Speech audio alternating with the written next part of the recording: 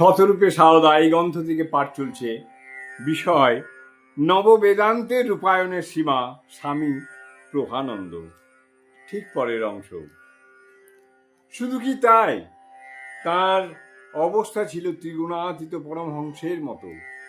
বিজ্ঞানী সীমা নিজের সম্বন্ধে বলেছেন, আমার বালক স্বভাব, আমার কি অত আগবাজ হিসেব থাকে? যে চাইলে দিলুম।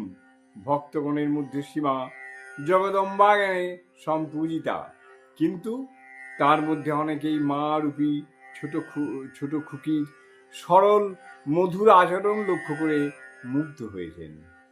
সেবক স্বামী শারদেশানন্দের স্মৃতি ভাণ্ডারে সঞ্চিত রয়েছে কয়েকটি মনোজ্ঞ ঘটনা। একবার কোয়ালপাড়ার জগদম্বা আশ্রমের সীমা আছেন। একদিন এক ঘড়া দুধের মধ্যে দেখা গেল একটি মৌরলা মাছ। এ খবর শুনে পরিবারের লোকজন উত্তেজিত, সীমাও চিন্তিত। তিনি বাড়ির লোকজনের মতামত জিজ্ঞাসা করেন। মুরব্বী নলিনীদি বলেন, কলকাতার গয়লারা দুধে কত কি মিশায়, কে তার খোঁজ রাখে? সেই দুধের তো সব মিষ্টি হয়, পায়েস হয়, ঠাকুর দেবতাকে ভোগ দেয় সবাই। সীমা তৎক্ষণাৎ আশ্বস্ত।